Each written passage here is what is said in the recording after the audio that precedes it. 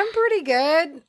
I'm pretty good. I've just been like chugging along today, just kind of putzing. A good putz day. Yeah, it's pretty good. Doesn't he refer to Seymour as a putz at one point? Probably. That seems very much... Isn't there a Seymour you putz line? That seems like his character's well within his range of insults he might use, or, whatever. What's that guy's name? Mr. Seymour. Mr. Boss guy? I don't know. Mr. Seymour... Seymour's dad. It's Krellborn? Maybe. It's definitely not his dad. Oh. It's, come on, Seymour, don't be a putz. Oh, the plant. Well, the plant absolutely too would. Yeah, there it is. There it is. Fucking. She's something. Your life will surely rival King Tut's. Yeah, okay, that's enough. We did it. You've, we got there. Work up some initiative. Show me some guts. Please go watch. Everyone, right now, stop listening to this because this is nonsense, and go watch Little Shop of Horrors. We need to add that to the list. It's so funny that you say that because I have a little notepad here on my desk now that I have a desk where I record, and I have a list going of things that we should do for Wimp Cap, and that's absolutely one of them. I was first of all, yes, absolutely, that would be a real good time. Second of all, I was trying to think of Wimp Cap ideas to do because we've got a little bit of time to fill for Virgin Until River. we take a trip back down that river, baby. Anyway, I was trying to think. I was like, you know what? We need to do. And I don't know how to do this, but we need to do a Thanksgiving Wimp Cap type thing. And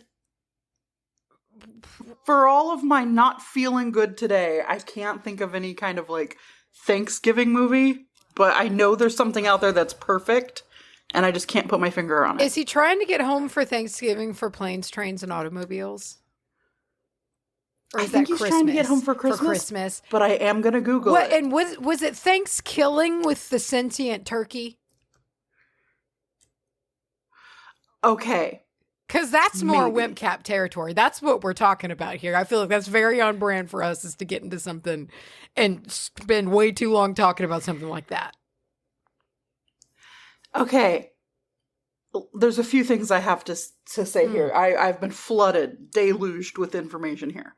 So, first of all, yes, he's trying to get home for Thanksgiving and Transplants and Automobiles. Okay. All right. Secondly, did you know Michael McKean was in that? Is he the hotel concierge guy? I remember him. State trooper. Oh, okay, yeah, it's the state trooper that police is like, it's the radio works. It's the damnedest thing. Yeah, I think that's him in that scene. Wow, I totally forgot about that film. I haven't seen it in a long, long time because it was one of the ones like on the rotation growing up, and it got watched. Yeah. I mean, and also it was just one of those that was on cable all the time. Yeah. All the time. But I've probably not seen it in like 15 years, if we're being honest. All told, I have seen that movie probably 6-7 times, but also not in a handful of years. So it would be I'm nervous to rewatch anything from that long ago. I know, it's full of surprises. 'Cause like, yeah. It could totally it could hold up, and that would be great. It could. I hear. Do you want to hear what's on? Do you want to hear the list that is so far? Oh yes. So it's not very big, and I think I'm leaving some out because I started writing this right before we sat down and started recording. And we were talking about this yesterday, and I didn't have my notepads. So this is why I have to have a notepad. But Little Shop of Horrors, of course. We already talked about that one, right? Sick. The Thief and the Cobbler. Yes. There's a lot to unpack there, and that one's just sitting there like a little box with a bow on it. waiting to be opened. I was really surprised to see when we talked about The Thief and the Cobbler before that there were like a couple of people. I was surprised that movie existed for more people than just you and me. If you know, you know. And if you don't, buckle up because it is bananas. So we got that one. Tucker and Dale. I think Tucker and Dale would be so fun. That would be a fun time. I got my cooties. You think that girl is hot? Like the 1980s, I don't remember the year, whatever, stage to film production of Cats. It's very important to me that we Wimp Cap that at some point. Give us the butthole cut. Well, I know. I'm not watching the new Cats. I'm not watching the new Cats until they quit being fucking cowards and give us the butthole cut. Otherwise, I'm not going to bother with it. I'm not even going there. I can't believe that's a real thing. Don't give me the smooth fake buttholes. It's ridiculous. That would have been the only realistic make sense thing it sounds like in the whole film is for the cats to have buttholes. It takes something that is already creepy in Uncanny Valley and moves it to a whole new level of creepier and uncannier valley. Yeah, especially for an animal that so famously is armed with a butthole. Showing its butthole. Yeah. Yes. Like, you can't miss it. What a great product placement to put one of those like little tail jewels that hides the butthole. Dude, and tell me that some of them cats wouldn't wear them. That's what I'm saying. We're talking some outfits, man. Like, slip a couple of them jewels in there and make it work to your advantage. I'm concerned that you just. I meant to say on. I know it goes around the tail. I was hoping you didn't notice. Okay.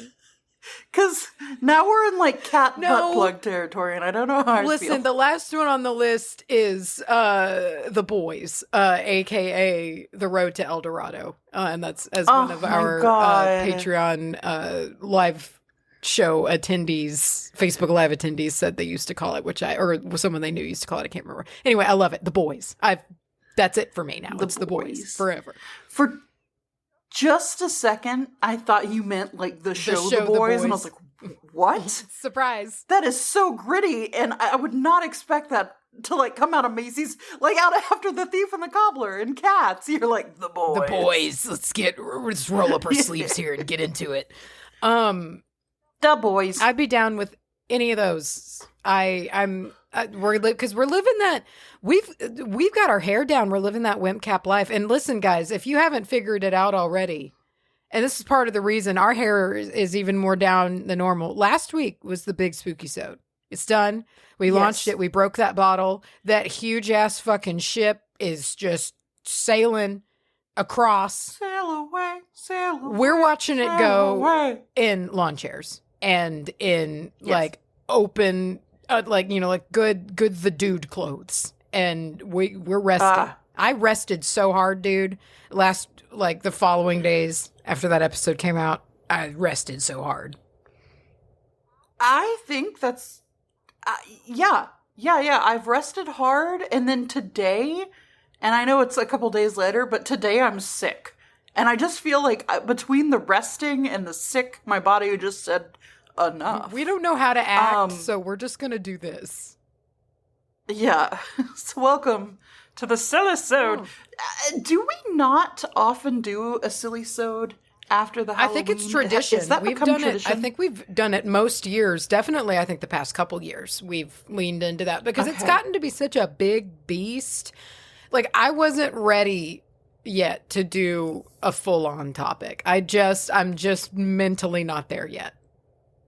I'm spent. I know what my topic is going to be next time. I picked it. Yeah. And I've already started because listen, when I tell you that I had a experience with my topic that changed my life in a way that I didn't think was going to happen, I mean it. Like recently? But, come back next week or whatever. Like, did that happen recently? Yeah.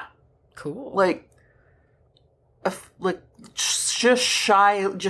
Just slightly after Halloweener. Oh, so like super duper recent. Well, cool. I'm excited to hear about that. No, I've not gotten that far. I have, lower your expectations. well, still, I've been coasting. I've been doing way less than that. I've been working outside after basically we launched that episode, and in the days since, I've just been crawling around in the woods, cleaning up shit and picking up trash and all of that stuff. So I just crab walking. I have been in the trees. I was actually bear walking and frogging earlier today. So. What is bear walking? Like bear crawling, I guess, is what I meant to say. You know, like when you do the you do the bear crawl, and I there's a certain uphill. Like the phony bear? Never like the phony bear. No, no. I assume it's better. It's better bear crawling into a than river? he would do. And yeah, I do. You remember his whole body dunking into a river at 40 something degrees For no reason.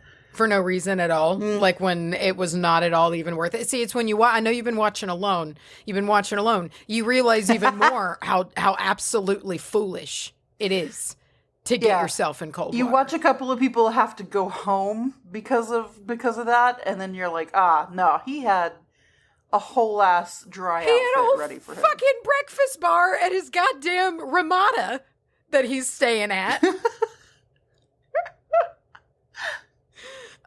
Ramada. Whatever. Is that a hotel? Yeah. Okay. I guess. I think so. Radisson. I just don't know if it's a fancy hotel. No, I don't think, I don't think early season Phony Bear would have done it, but I think later season Phony Bear would be staying at least like a Marriott, you know? The Phony Bear in his Marriott. Mm-hmm. In his that's cute. His castle of Marriott. That's like it's like some kind of cute little animated kids show. Yeah. The Phony Bear, in the Marriott. It'd be nice, but it's not. Yeah, if it wasn't okay. Y'all need to listen to our Wimp Cap about the Phony Bear, because I can't go there again. Shameless Patreon plug where we spent 2 weeks of our lives talking about this, looking into this character person. And I love that we only really watched one episode. Like, we had planned to watch 2 episodes, but the second one, we were like, let's just rip into him the whole time. Let's rip in. Because by that point, I had seen all of them that was like on Hulu or whatever it was. And it was like 3 seasons. I had seen enough. To know that one episode we watched was a little worse than the rest, but about par at the same time. Yeah, I mean, listen, sucking on a sun-baked zebra neck. Jesus Christ. And like I said, I'm not feeling too good today, and I feel like little bouts of queasiness are coming up, so I'm gonna need to turn away from the Bear Grylls. I need to put the Phony Bear in the rear view for just a bit. Put the Phony Bear back in its box. And tuck it deep Come along inside.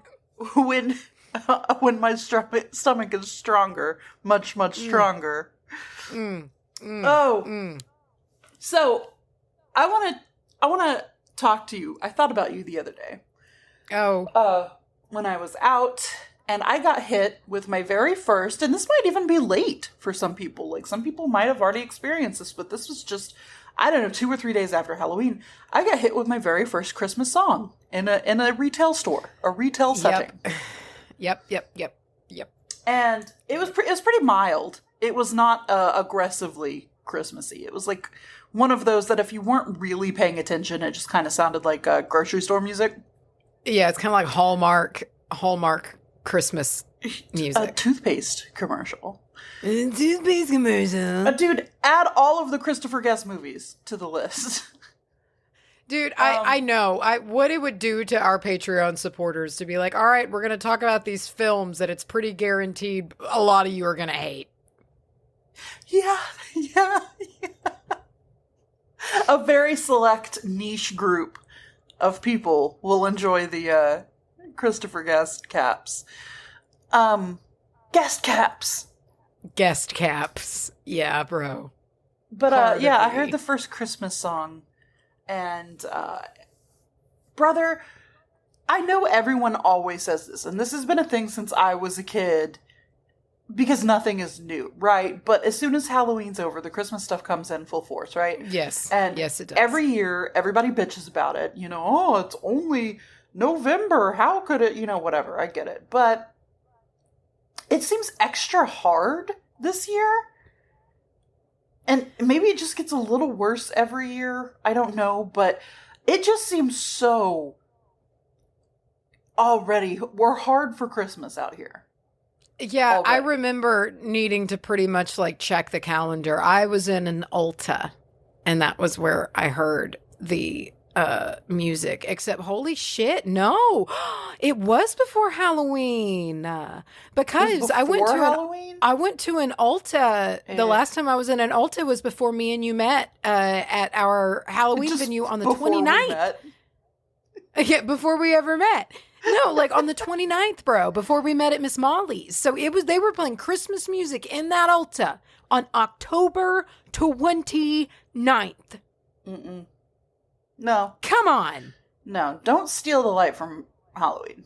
Come on, we get so little time a year. So Christmas gets so much time. And the reason I say that is I've got this little Christmas elf staring at me. Have I told you about me and Mom's tradition with the elves? You have. I love this. There is a new one. There is a new one procured in my possession, and his name is Festive Jeffrey, because they're all named Jeffrey. They're just different Jeffreys, and this is Festive Jeffrey because of his absolute over-the-top Christmas apparel, and I love him for it. I'm glad you have this. But with the unbreaking eye contact, I am a little nervous right now. I get it. I get that. That's really how I felt with the cowboy.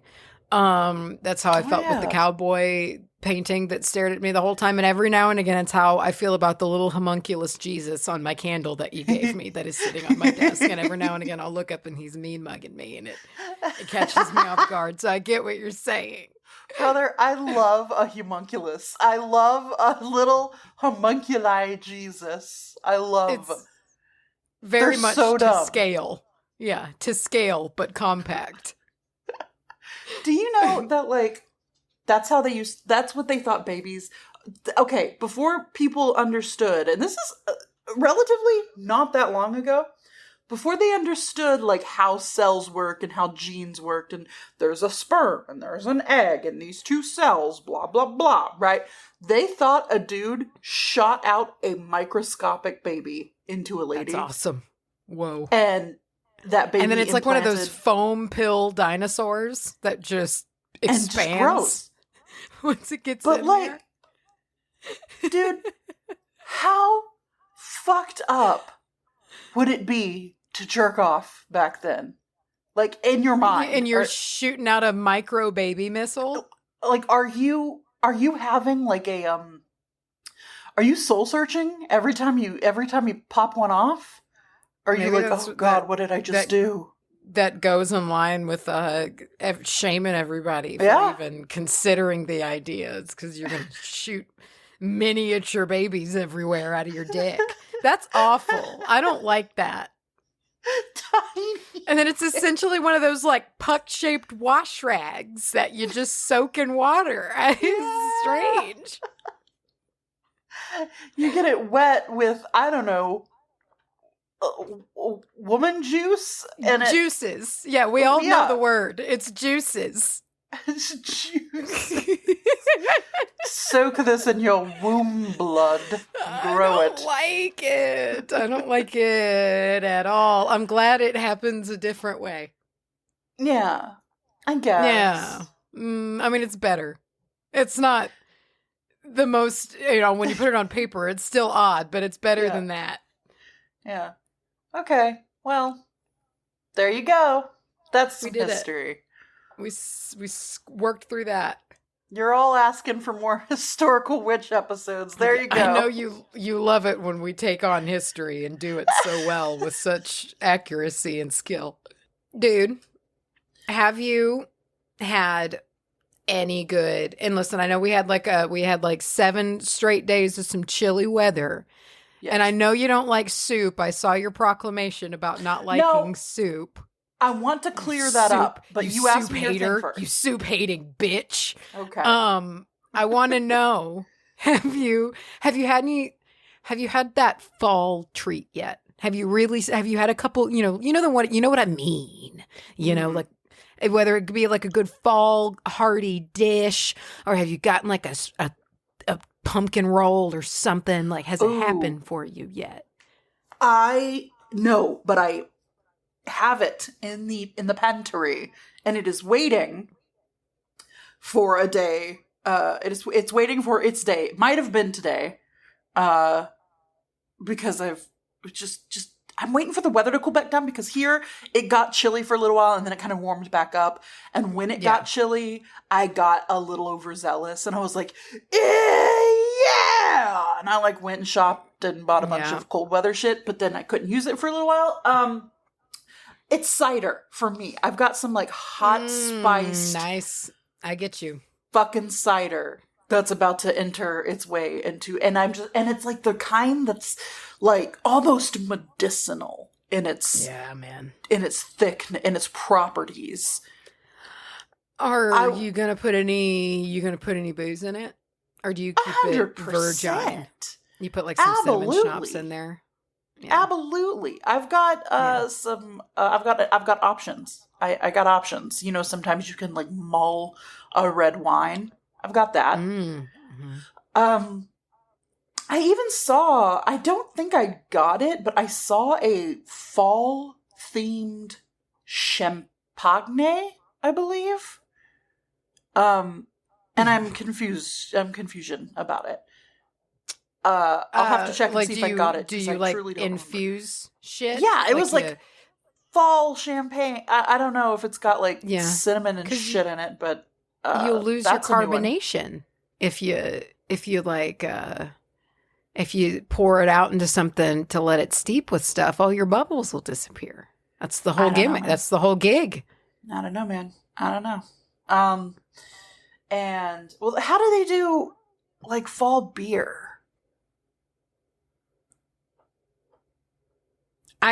I don't know anything. I don't know if it is beyond kombucha. It's a bunch of just empty hallways in my brain when it comes to mouth. I don't know anything about how they do it. Your beer brain's scares the back me. Rooms. It is, yes. Beer scares me. I've wanted to try doing it, but even though I work with kombucha pretty often, I've gotten comfortable with it. I know the look of it. I know the smell of it. I got an eye for it. But beer, I just feel like I would immediately give myself an amoeba. Like so fast. I don't know why I feel that way, but I really do. Start with mead. Yeah, I should. I feel like there's enough honey in that to be all right. I just don't love the taste of mead. I love the smell of mead. I use mead in witchcraft constantly. Anytime, like, I mean, a lot of the time I use it. I love it. But it is strong. To me, it tastes like liquor more than it tastes like wine. And I'm a little softy. Aw. When it comes to that. That's true. Yeah. You're not, you aren't much of a drinker, but I know what you do drink or will drink. And I would like to bring some, maybe I'll bring some to Thanksgiving. That motherfucking carbonated Welch's kid wine. Dude, remember how we couldn't find any? Where was it? Fuck you, Target. It was at Target. Yeah. And Target didn't have Welch's sparkling grape. You know they have that shit at Walmart, though. They have to. Unless if it has been discontinued.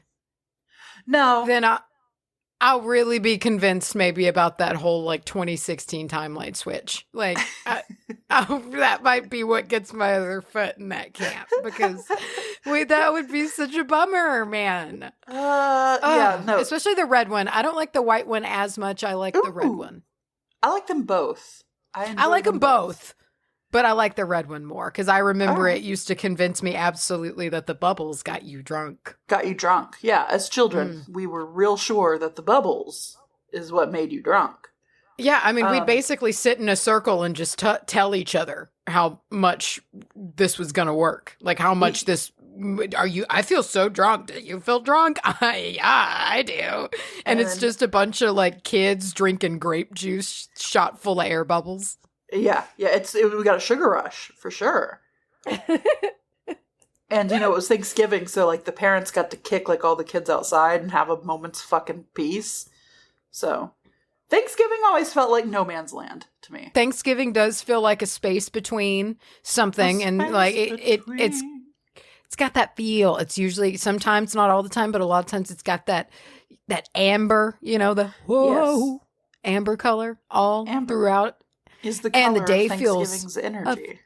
Of Thanksgiving's energy. It is very long. It's a long, weird day.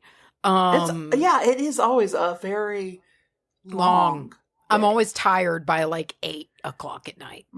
I'm very full by 8 o'clock. Yeah, it's my whole I'm done. I need my rest once the sun goes down, pretty much. When the sun goes down.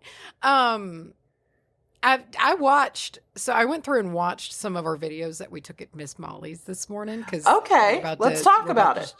We're about to share them with everybody on Patreon. And I, they were pretty interesting. It was weirder than I expected in watching them. Of course, like, there's long empty spaces to where, like, it was when we were doing the spirit box stuff that, like, nothing would happen because, this is how it goes. But when it was on, the question answers were pretty cool. Like, it's pretty cool. Yeah. Yeah, because the thing with a spirit box type situation is sometimes it seems as if it is completely a shot in the dark, random. And if there are things that line up, it's just a coincidence, right? However, this, even though we didn't always get an answer, it felt like there was real conversation happening. Yeah, when it did answer, it was effective. Yeah. Which is always wild. Also wild to see the K2 when we went to Haunted Carriage Road, whatever it was called. Stagecoach. Yes. In Marshall. And kind of to see that go off basically only when we had asked questions. It's always reaffirming to do these ghost trips to me. To be like, it I is. I think this is a real thing. Well, and it was funny because, like, I watched the videos in order, and we steadily just get cozier and cozier with whatever was in the room, Yeah. And so, like, by the time we were playing the country music, we were like, all right, tell me something, Adam. How do you think? Like, we're just, like... so chill. Good. Talking to it. It was really funny. And I had a good time watching my way through them because I hadn't watched my own session. I watched yours, of course, because I was there and I filmed it. But I hadn't seen mine. And it was interesting to watch. Yeah, I need to go see what I did. What did anything particularly get you? No, not really. I just didn't realize I moved so much. I moved a good bit. I'm like rocking around a lot. And then like I'll stop and like kind of go real rigid and sit up for a second. And it was just, I moved a whole lot more than I thought that I did. But no, I mean, it was a pretty chill conversation for the most part. Like it seemed when I was rewatching, like there's multiple entities rolled through. And you can tell kind of when you even ask at one point, you can kind of tell when it seems they go and another one comes in. And it just seems like once Adam rolled through, that whatever that entity was stayed around for the rest of the evening. And it came in at the end pretty much. And then like in my session, and it picked up again with yours because Adam showed up in yours again. I remember and it said something like it's or I'm done now, or it's done now, or that's all, or something like that. And it's like bye. And then a few minutes later I go, it's quiet, it's silent, it's gone. It's neat to see it all. I'm trying to remember what it said. It was like it was like all gone or something. It was I don't remember it either. I watched it bye, earlier bitch. this morning, but it was something like that. Just like, all right, bye. It was like, oh Yeah. shit. Okay, well then it's I'm silent. leaving now. But you don't know it because you don't really know what you're saying when you've got the headphones on and everything like that. And so it was just, I didn't really catch it until I rewatched it, that it's like deuces. And it's like, oh, okay. Yeah, okay. Shit. Tired of you. Yeah. I'm excited to see everybody's feedback on that. Mm-hmm. On the whole night. And I want to see people see this cowboy painting. Yeah, I would need to see that. I forgot we took a video analyzing each of the really sprawled out cowboys in that other framed picture that was with the hot cowboy. Where they're all touching each other's legs. Yeah. Dwight Schrute cowboy. That's right. There was a lot of different cowboys that we walked through. So I was like, that was pretty cool. I forgot about all of that. I just completely forgot. It's almost like it was the cowboy room. It was cowboy room. Boy, Cowboy was it Central. Wow. Okay. Can I talk to you about the soup thing? Please. Okay. Of course. So, I want to explain a thing or two. So first of all, I love the backgrounds that you can use with your own little emoji person or whatever it's called. Because the thumbs up one looks so strained and stressed out to me that I love to only put weird hot takes with that particular one. Mm-hmm. I went through a bout of seeing TikToks that was like, now that fall's here, all the soup girlies can come out, and like all these people are posting their soup recipes, and I'm into it, right? I'll eat a soup if you put that was not to say I hate soup, and I know some of you took it very, very personally. I want to reel back a little bit. I am not a soup hater. I've just never been excited when somebody's like, we're having soup for dinner. And I'm like, I'm going to be hungry. All right. I love it so much. And you know what? There are some soups that I love. Like, you give me a tomato bisque and a grilled cheese sandwich, I'm going down on that motherfucker. But I'm just not a soup. I'm when I say a soup girl, this is regardless of anything to do with gender. I just mean a soup person. Okay, I am not a soup aficionado, or it doesn't take up the forefront of my brain when I think of fall meals. When I think of fall meals, I think of like a root. Question for you. Yes. Do you have a differentiation between, and I guess many people do, but some people do not, between soup and stew?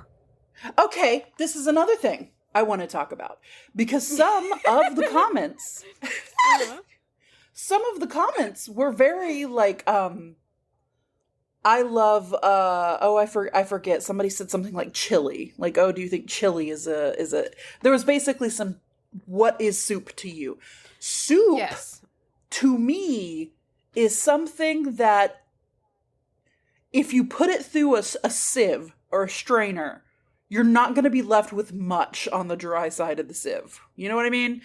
Like, soup to me is very water-based thin. If we're talking chunks of things, if we're getting into stew territory, fuck me up with the stew. Fuck me up with the stew every time. See, I think this might be part of it, because I have a very loose definition of soup.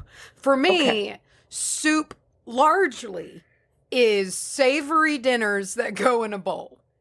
And if you know, like, if that is a liquid. Not to say like mashed potatoes. You know, mashed potatoes is not a soup. But if it has a liquid base and it goes in a bowl and it's a savory dinner, I'm going to call that a soup. So I would really like a stew, I'm going to call a stew, but I would put it in the soup family. You know, and so it's like, and I would consider it soup. I would be like, this is a soupy dinner with more solids, but it's liquid in a bowl, and it's a savory dinner. It's a soup. I am gonna think of soup as something a little more wet. Yeah. I get that. I think that totally makes a lot of sense because I got to say, if I'm just eating a soup in the way that you're talking about, if I don't have any bread or if I don't have some crackers or something, I'm gonna be hungry in about 30 minutes. I'm gonna need something to make it a little. I don't really like having soup without a foundational carb, to help hold it all together. But a stew. Listen, I'll still take some crackers and bread with that. Honestly, I mean, of course I will, but like it's got enough substance to it to where it's like I can go without. I am trying to find the specific comment, but somebody said something that made me giggle so much. Oh, here we go. This is from Ellen S. And they said, people used to eat bread with soup. Makes a huge difference for me. And listen, I agree. I exclusively pretty much have bread with soup. Like if I don't, I feel like I'm ill.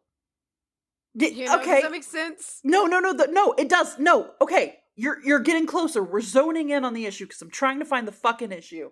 By the way, the Ellen, I'm not picking at you. I understand. They went on to say that it was like because the whole carb's a bad thing, but like that's really funny. But I think it's because just a thin soup, if I'm having it, I feel like a peasant woman recovering from the fever, and yeah. And that's good for when I do not feel well. I don't feel good today. I'm probably going to choke down some soup here in a bit, but like, I don't know the problem. I don't know the problem. And so many people came in with so many good, like, hey, maybe it's you're from the South and it's hot and it's just, you're not like, that's not the climate to eat soup, but you eat soup. So I love soup, but as a cold-natured person, soup is a deeply warming food, especially if it's a soup with substance. One of my fucking favorites in the whole goddamn world is Italian wedding. I love Italian wedding. See? It was one of the only good things about my corporate America job was that they had a slamming fucking Italian wedding that they would serve in the nice, like, big, like, corporate kitchen area space, like 2 days a week, or sometimes it was more than that. But like, I was there in fucking line for that Italian. And I've not really had Italian wedding soup since, but I think about it all the time. I love it so much. But it was cold in that building, so that was largely how I would warm myself. That was up. Your pretzel day, and your Stanley, and you would just It was my favorite, and I still think about that soup sometimes, and it really killed. It gave me what I needed to get through those days. The few times that I have had Italian wedding soup, I have always been bummed out.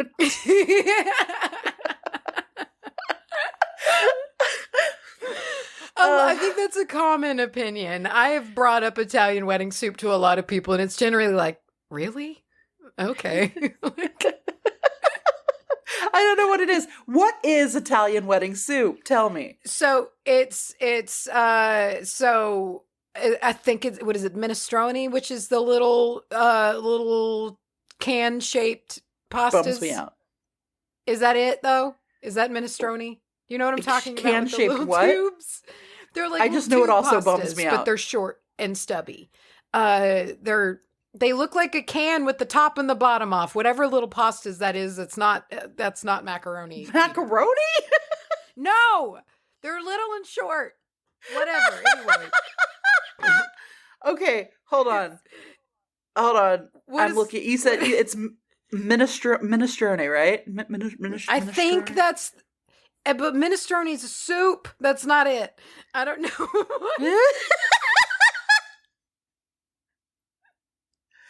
Okay. I don't know how to describe it. They're those little pastas, bro. And like, imagine that you have like a can of soup, right? Like listen to me. You have a tin can of soup, okay? And you take the top and the bottom are off, and you drain the can, and you've got an empty tube. That's You're what just the pasta describing looks like. macaroni. No, because that's curved, you dick. It's got the curve in it.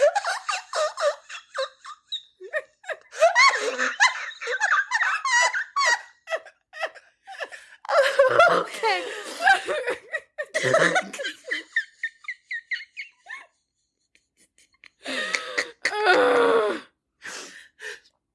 Oh, excuse me. Okay. Ditalini. It's called Ditalini. Did you just make that up? I looked it up. Ditalini. Yes. Okay.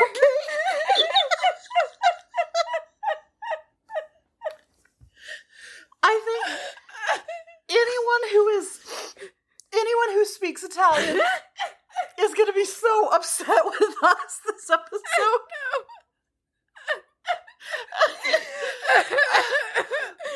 Oh God. Okay, sure. Ditalini soup.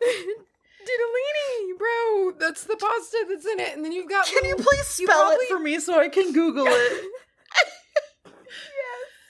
Yes. Okay. It is, are you ready? Yeah. It is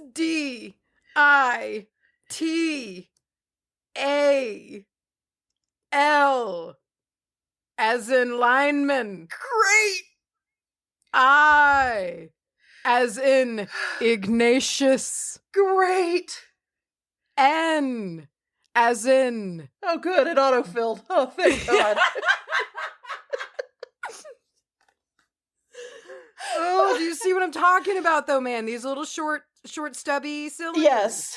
Yes. I understand what you're saying. I would probably still just call that macaroni. But you know why I don't think you like the Italian wedding soup? If I had to have a theory, if I was to make a theory, which I am right now. Okay. Italian sausage. Oh! It's got Italian sausage in it. And I didn't think you liked the fennel and the Italian Yeah, I sausage. don't. I am not a fan. Yeah. Yeah. But I love Italian sausage. And so it's just like this delicious brothy soup with ditallinis and Italian sausage meatballs. And it's fantastic. Oh, God. Ugh. Listen, I'm glad for you. I needed that laugh, man. Whoa. Dude, I have been babying a headache all day. And like, in a way that I can't describe, when I started laughing, my body sent me every warning signal it could. It's like, this might burst it. You understand? Yeah. But it feels better. It does. Yeah. So good. Listen, okay. So that soup bums me out. Wow. Great. Chicken noodle soup used to bum me out, but I realized it was because I was having it from a can. Yes. And then yes. The first time Mom made me like a chicken noodle soup. Oh boy. Oh yeah, hell yeah. It's a game changer. It's one of my favorite things. I cannot eat it out of the can anymore because of an instance of when I was so sick. It was actually when I found out I was allergic to hydrocodone. Oh yeah. Because I had such a bad kidney infection that this crazy hospital that has since been shut down gave me a bunch of stuff that you can't give kids anymore. And including one of those things was a shitload of hydros. Hell yeah. It made me so sick. I was immediately so sick. And the last thing that I had was chicken and stars. And because I just can't have either the chicken noodle soup or chicken and stars from a can. But I take pride in my homemade chicken noodle soup. Like I'll do it anytime. So good. What foods has being sick ruined for you?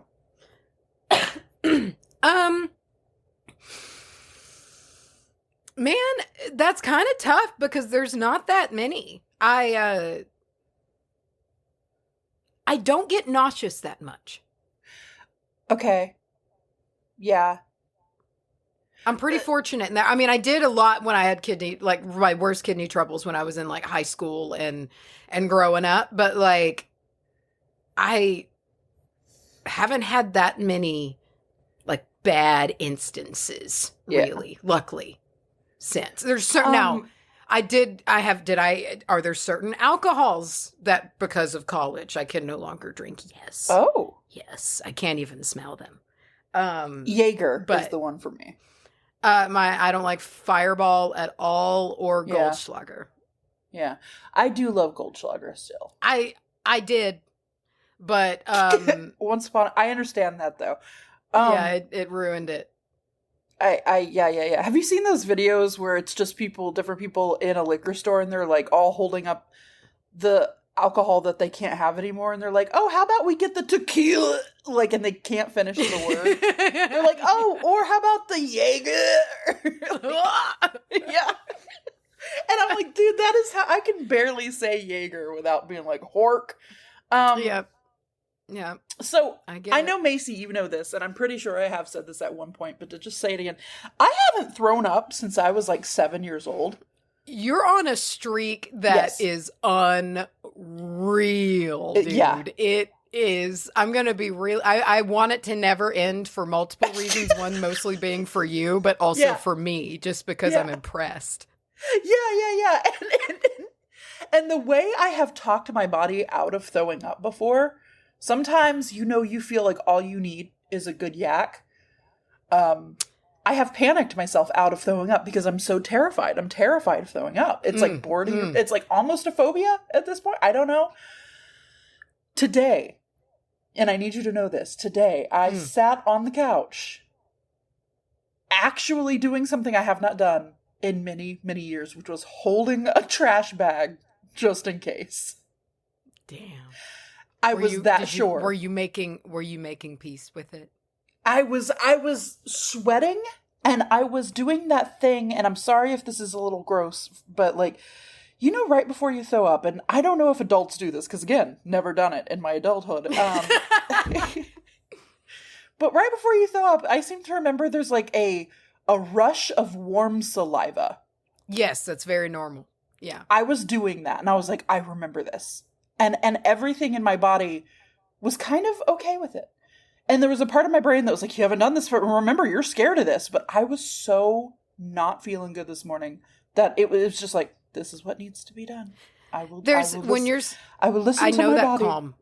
Yeah, I know that calm. It's a weird calm that can sometimes come over in situations when you should be panicking. Yes. Like, I remember one time when I was held underwater for a little bit too long. Oh, God. I remember thinking, like, okay. Was I doing it to you? No. But I remember thinking that. But it's so interesting when you think about things like that, because there's two separate instances. Like one of the only true memorable panic attack I've ever had in my life was when it was the weirdest situation. I don't know why this happened, but it was it was perfect timing. It was accidental, perfect timing. And it was me and Russ. We were in the pool. And because so many memories come from the swimming pool. Everyone. And we were swimming. We were always just in the pool. And we had a raft in the pool that was like a cheap little like blow up raft, for just whatever reason. And I remember swimming around underwater, because I was always swimming around underwater. We were really good at swimming. We grew up in this pool. And so I was underwater. And the moment I came up and opened my eyes was the moment Rustin, as a joke, slammed, or like not slammed, that sounds like too intense, but like it was pocket side open. He had thrown the raft over me. So I came up to pure blackness with my eyes open. And immediately, and luckily I was pretty much in like the shallows, immediately couldn't breathe. Like it was, it was the weirdest experience, and I've not had it since. I was probably, I don't know how old I was, but it was with the pool days, Yeah. And I remember like pulling myself up on the white like concrete around the pool, trying to just get my breath, and him just watching me like, what?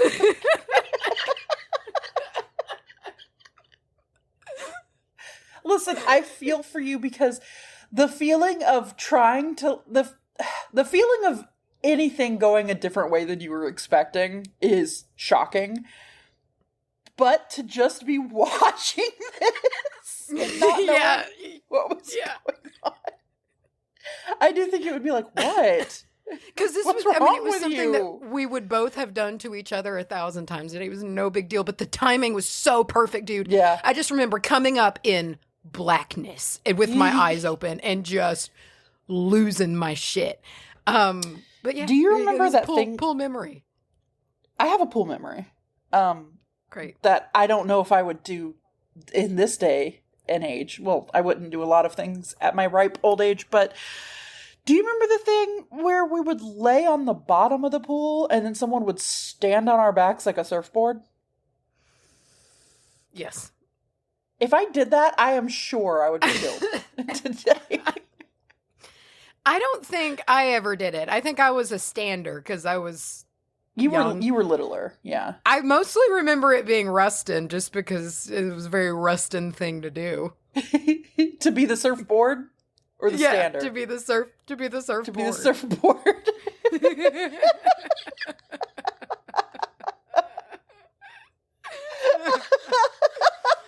And as kids, how do you even say that? Like, do you just swim up to the other kid and go, stand on my back like a surfboard, and then dunk underwater? What do you do?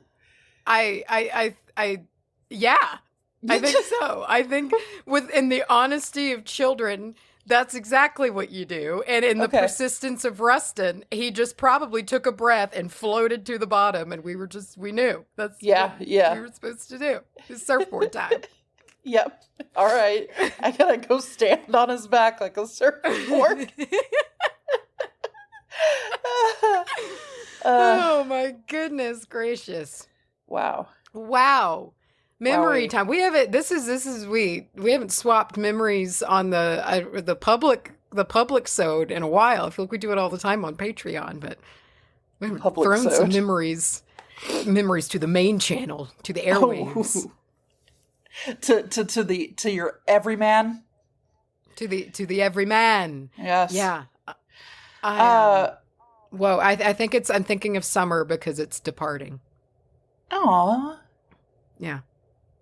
I remember I have a lot of great summer memories at y'all's place. Again, especially in that pool, but that pool is where I committed my first murder. What did you kill?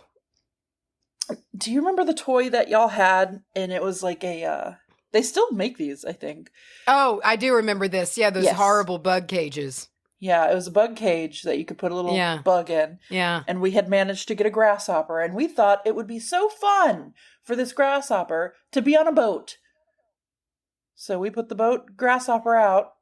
Then because we're children, forgot about him entirely. Yeah. And then because of the problem with the way it's made by Disney is wood, so it flipped over, so it floated, but the heaviest part was on the bottom, and it was 100%, a death sentence. 100% drowned that grasshopper. And I think about it sometimes. Mm-hmm. Yeah, and I definitely think about it every time I see one of those like in stores, like the bug kits. I'm just a little part of me goes, ugh. Yeah.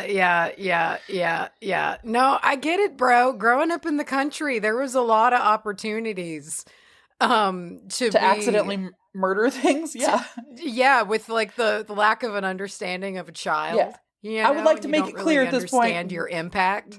We never serial killed like a cat or anything. That's not what we're talking about. No, but just like shit like that, to where you just don't even think about the long-term repercussions. You don't think about the consequence. You don't think about anything like that. You just short-term entertainment, and you don't have a concept of the gravity at all.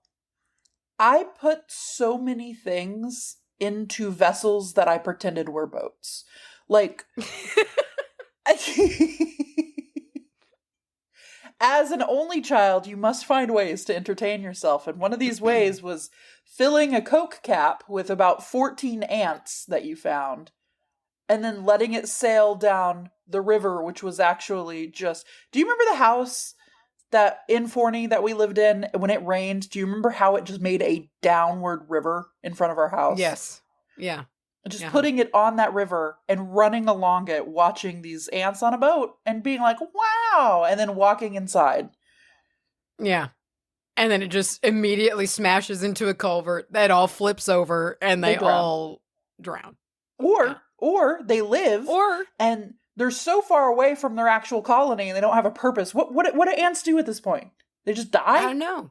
Can you go find a new colony? I know sometimes bees can go find a new colony if they get separated, but ants are scary, man. I feel like an ant will just walk up like a different ant to a new anthill and they'll just tear his head off. They scare me. Ants are That's scary. the thing. I feel like you'd be found by a rival ant gang and be dispatched. Because you know they've got scouts. They're scout ants. I know Dude, it. That are just circling that anthill. Are so smart. Yeah, they're scary. They're formidable enemies. And the way that they'll just like take slaves and stuff. Are you serious? I just get awed by their fucking strength. Like what they can move and what they can do and like what they can strip, dude. You can see them strip something to the bones in no time. It is unreal. Ants are crazy, dude. And there's so many of them. If they could ever coordinate, we'd be fucked. Oh, yeah. If they put their little hive minds together, it'd be over. Oh, it'd horrible. be like, what was the character? A Million Ants Man? A million just a man ants made of a million ants? Yes. I mean, because think about that. Because we don't, because like we've got fire ants, which suck. Yes. And, a whole bunch of other types of ants, but like, think of them red velvet ants, bro. Think of them cow ants, them red velvet cow ants, which apparently feel like a gunshot that are coming for you, dude. Oh, so scary. So scary. Put me up against like a bullet ant. Fuck you. I'm out. I'm out. I am, dude, me-shaped hole. I am kicking up a cloud of dust with like those circle spiral legs that they had in Looney Tunes. Yeah. I've watched the fucking Coyote Peterson videos. I know how bad that hurts. Fuck off. It seems, I've seen some footage of people getting stung and it seems not worth it. And it all to them, I feel like it's not worth it. It's not worth doing for demonstration. None of it is worth it. It seems to be truly horrible. So scared. I don't know if I would put myself in pain. And I know that there's an element of teaching and of documentation, but I wouldn't put myself in pain for entertainment. Like the most you're getting out of me is I'll eat like a sour Warheads, I'm not doing it for entertainment. I'm not going through that level of pain for education. Just anytime there's a patient that comes into the hospital been stung, film them. That's enough. It's like, no. I have a good pain tolerance. I can handle it. I can take a lot of pain, but like doing it for the lulz, no thank you. No, not thanks. for me. No. Like I've never done the cinnamon challenges or anything like that. I've never done any challenges because I know they all suck and I'm not going to do it. Well, I've never done a challenge that I knew was going to be bad. Like the cinnamon challenge, I know you're going to inhale that shit and it's I'm worried about dying. I'm worried about not being able to breathe. Like that shit scares me so bad, choking to death on cinnamon for no reason. No reason. Oh, excuse me, I hiccuped. Listen, Mace. This is sort of related, but not really related, but kind of related. We've brushed on it. I've been watching a lot of Alone. You have.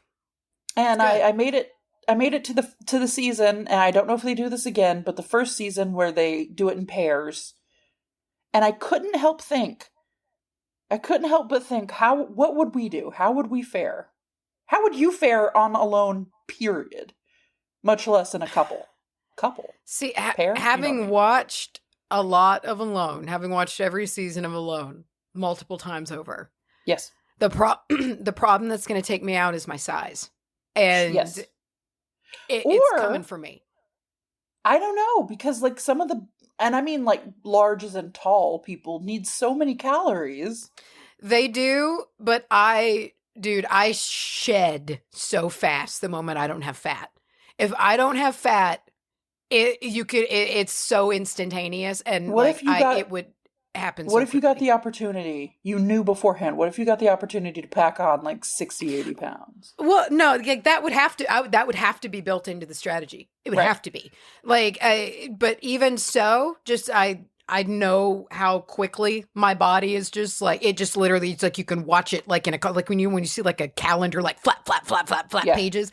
That's what it's like. If I don't get any like fucking animal fat, unfortunately, because I've tried to go vegetarian twice and both times dropped so much weight. The last time my doctor was like, can we just like, can we not for now, like, and just keep doing what you're doing? Because like, this is twice now. It's like, fine. But like, I know how quickly it happens. Yeah. And it sucked. I was like, God damn it. But like, I've thought about that with Alone because like, you see, like, even like some of the people who like kill shit like goddamn beavers and wolverines, they'll get fat from them. And even eating, it's still not enough. You lose so much weight from like protein sickness. Yeah. Yeah. And I saw recently one where someone caught like 15 fish in a row. Yeah. Those big fat salmon. And it was like 2 days later that they were like, I'm hungry. And it's like, yeah, I know. That sucks.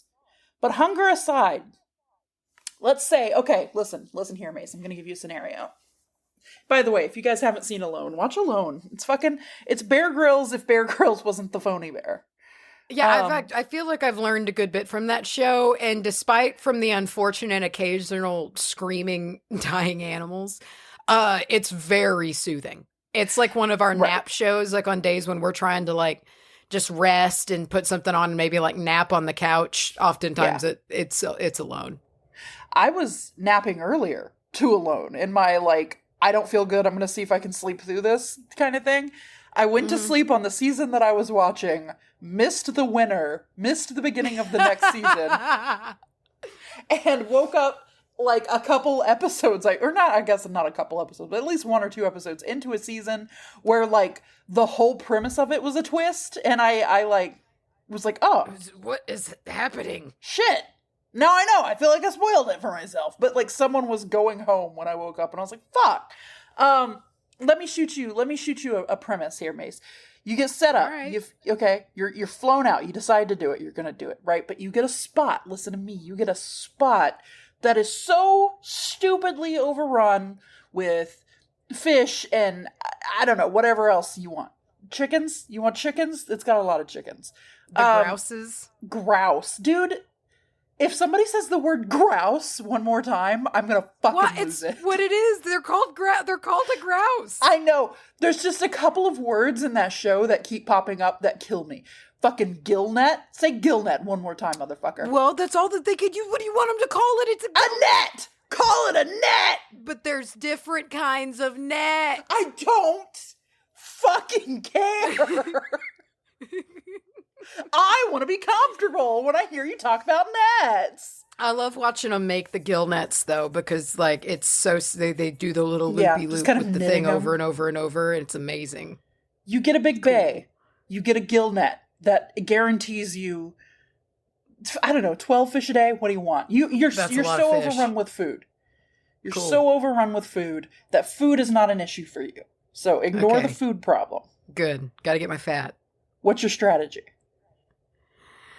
I'm one of them throwing a shelter up right out of the gate. Yeah. It always bites people in the ass when they don't. A bushcraft shelter? I'm both. I'm going to start with that tarp because you got to start somewhere. Throw the tarp up and then build the shelter around it so that I've got coverage until it's closed. But assuming they're sticking me someplace that's going to be goddamn freezing, I'm getting that thing made because it gets cold in the nights. Plus there's animals and shit and bears and cougars. So I want a door. And I'm going to focus on my home craft because also staying warm is going to help me conserve calories because I'm going to have to conserve as many calories as I possibly can. What would be the worst area? What's the worst and best area for them to leave you? Because like for me, I think the worst area that I would mentally lose it in would be a constantly wet area. Those seasons where they are always wet, it's always raining. That's like I don't know if I could. I don't know if I could do it. Yeah. No way. Not doing it. I can't handle. I don't like being wet. I don't like being cold either. But being in wet clothes is just one of the worst things in the world to me. And if I never got to dry out, I'd be that would take such a mental toll on me. It's got to at least be dry most of the time. It has to be. Ugh. Terrible. No. They've never done a tropical season though. And I want them to. I want them to. I want to see how it goes, you know, Lots of like go to a sunburns. tropical coast. And like, I mean, different biomes have different challenges and Yeah.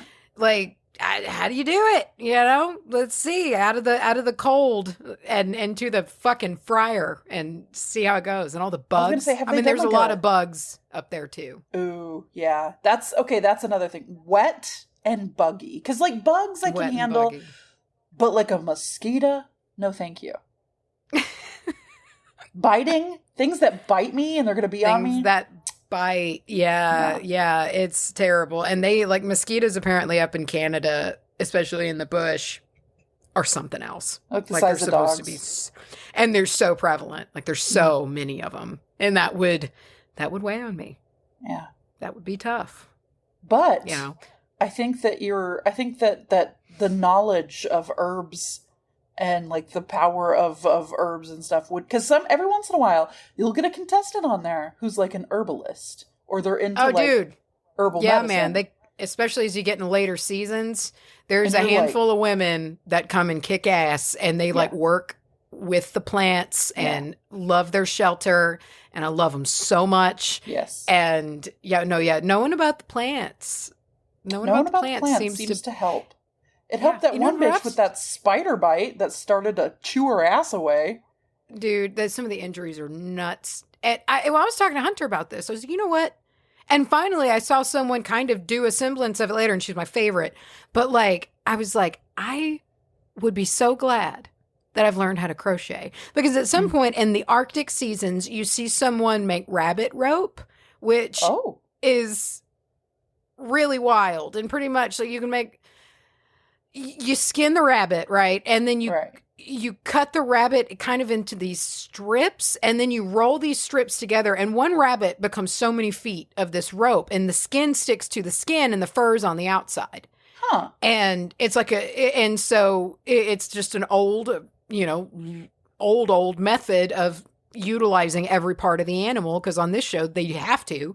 And dude, she eventually kind of like weaves it all up, and I was like, there it is. Like, it would be so useful to know how to do shit like this, because you can kind of stitch things together. And but it's neat. Like, people make snowshoes and like whole fireplaces, and I just love it. I think it's very inspiring. The things that people make, and I feel like to me that would be a strength for me, because the ones that like almost homestead while they're there and they make the fucking moss carpet and shit like that, I'd be like, that's what I would do. You know what I mean? Too. Like in the season where there's a couple or two people and they have to find each other, and one builds a camp and one has to hike and find them. I'm not hiking. I'm not doing that. I'm going to make the home and have it real nice for you when you get there. I would be down for both, but the part of me that loves misery would probably want to be the hiker. You know what? I kind of thought about it. I was like, if it was me and Mace, if we got like teamed up, if there was like a WBAH version of Alone, which is just me and you in your backyard. Yes, in the 4 acres, just you're the hiker, dragging ourselves around. Yeah. It seems really hard. It seems really miserable, and it seems really hard, and it sucks that if you come in second, you get fucking nothing. Nothing. Dude, there are times, and I don't want to like give it away if you plan on watching it, but there are times when it's the final 2 and somebody has to leave because of a medical thing. It's gutting. I would shoot the moon. I don't know what I would fucking lose it.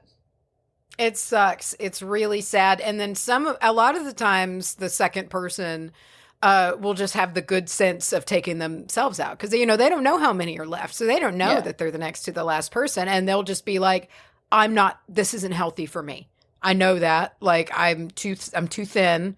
This is not fun anymore, and I could hurt myself permanently, and they'll take themselves out. And that always is like, oh God, but you're so close, but you're doing the right thing, prioritizing your health over a TV show. If you told me I was in the top 2, if I was in the top like 4, I am not going home, except if they pull me. It's a safety reason that they don't tell them, because people would just dig in and do harm to themselves. Yes. Not even intentionally, just out of wanting to win.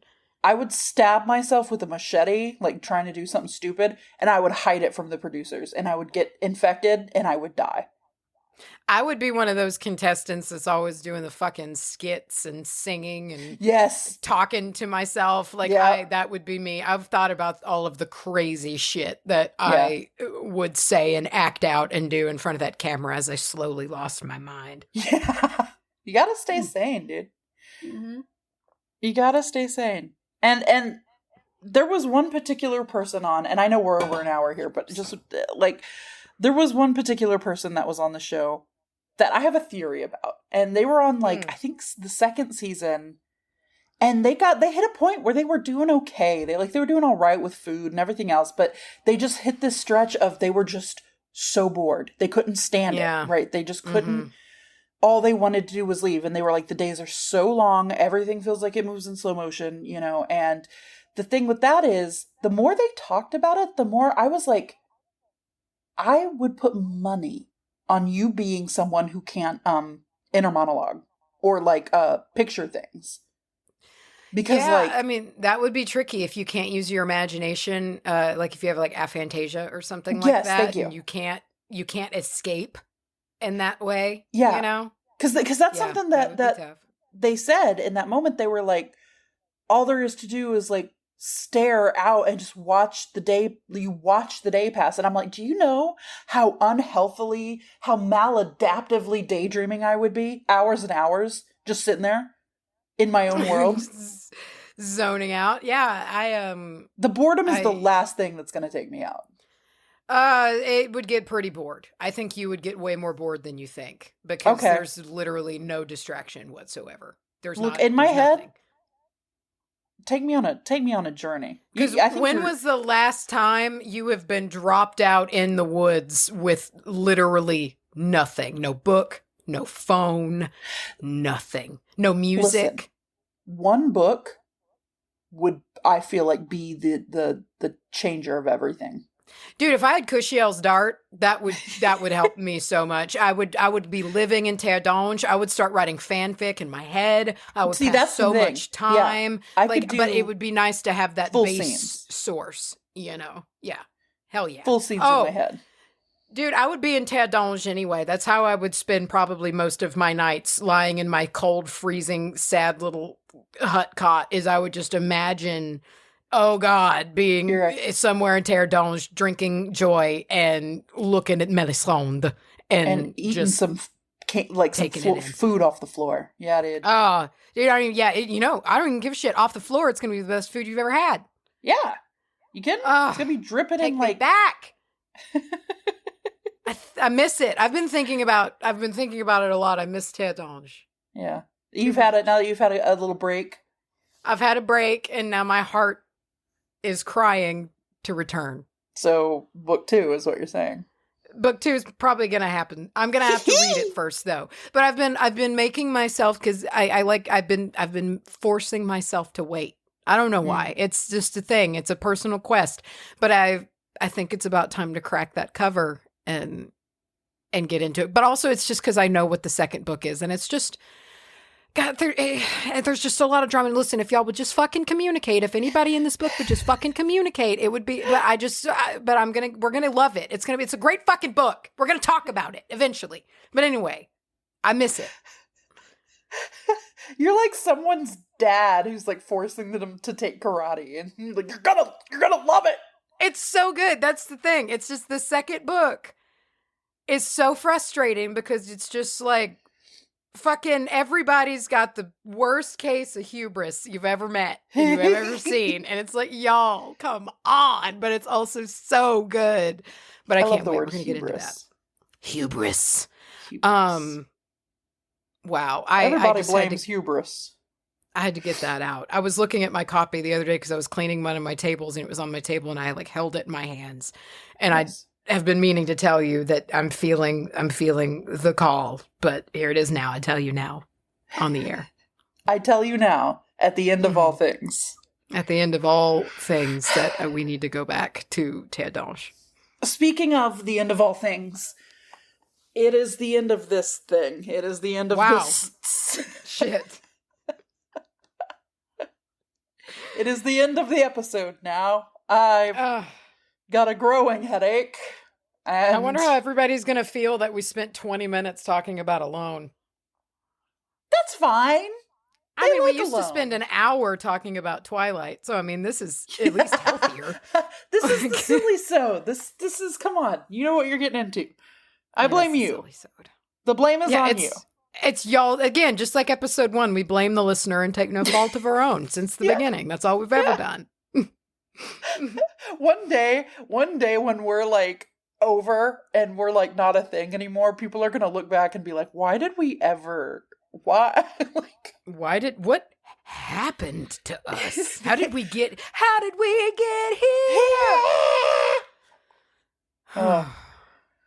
Okay. Well, I'm gonna go actually have some Sillysode? soup and see if I can't take another little nap because I don't feel good. Goodbye. Take another little nap. Wait. Oh. What kind of soup? Oh, I was gonna say chicken noodle right off the bat because I thought that was all we had, but I think I have options. Yeah, bro. I think I've got I think I actually do have a tomato bisque, which again is one of my faves. Isn't that essentially a tomato soup? But with milk, yeah. Yeah, bisques are creamier, right? Creamy. Right. That's creamy the thing. soup. Got that clean. And I might make some toast or something to go with it. Slice you up got to some have a bread. If you're you know. eating a soup with no solids, you got to put some. You got maybe that's what it is. Maybe it's that I don't like soup. Not like soup. It don't give me that water soup. I have to have substance with the soup. I get it. I think that is you know what? I'm glad that we wrapped it all up with what I consider to be the right opinion. Good. Good. Wabah. We have the right opinions. We have the right opinions. Ooh. Should that be our tagline? Wabah. We're correct. We're always right. Always. No. I guess you can email us about stuff. wbahemail.com if you want to email us stuff. You can email us stories or ad requests or I don't know, whatever you want to email us. We've gotten a lot of stuff in that email. Don't you want to advertise with this? For reals, though, if you do want to advertise with all this, go ahead and shoot us emails because we're getting into the busy ad season. So if you want ads for the holiday season, get on it because they be popping off this time of year. Also, we have to like your shit. You have to be approved. So it's exclusive. Wow. It's an exclusive club. It is true. It's not. What if we came on here one day and we were like, get fucking Hello Fresh. Go try the toad dust. Or something equally unethical. Toad dust? Remember the toad dust? The Sonoran Desert toad dust that people are taking crystal toad wow, meth I forgot. I really blocked that one out. I really blocked that out of my life.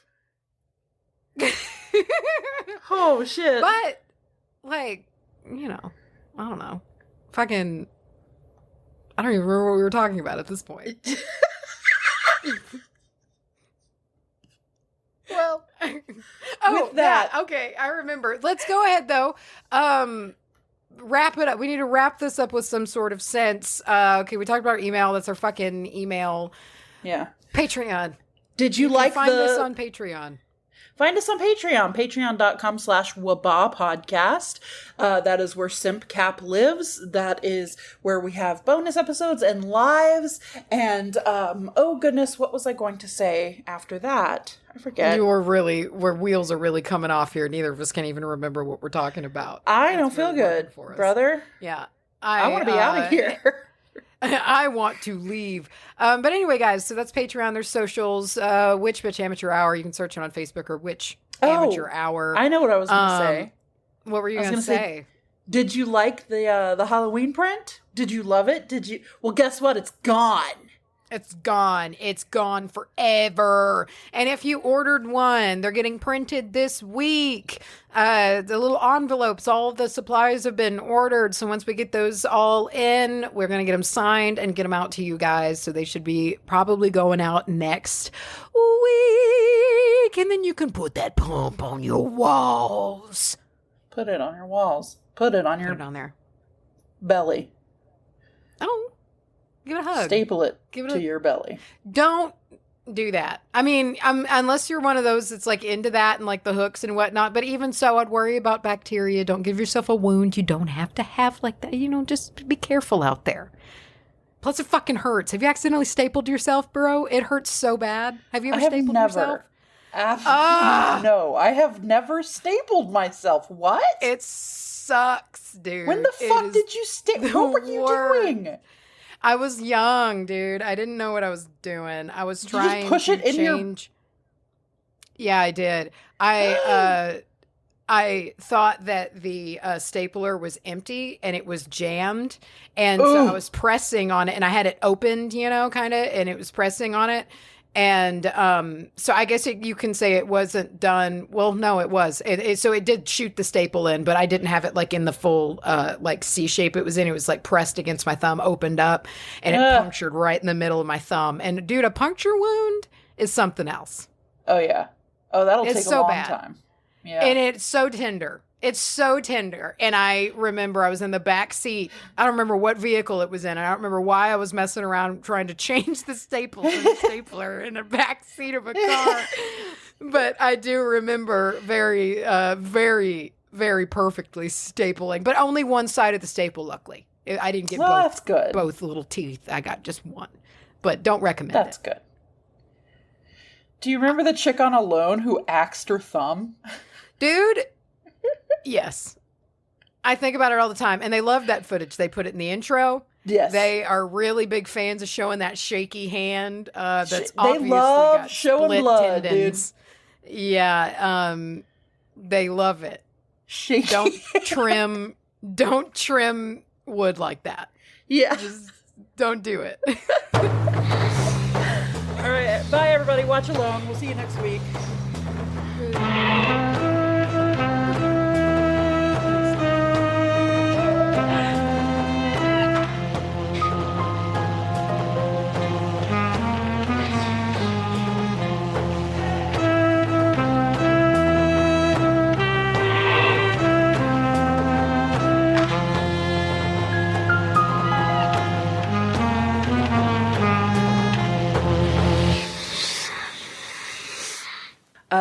We got in here to our room cowboy. So sorry, it was the beer. It's the Lone Star.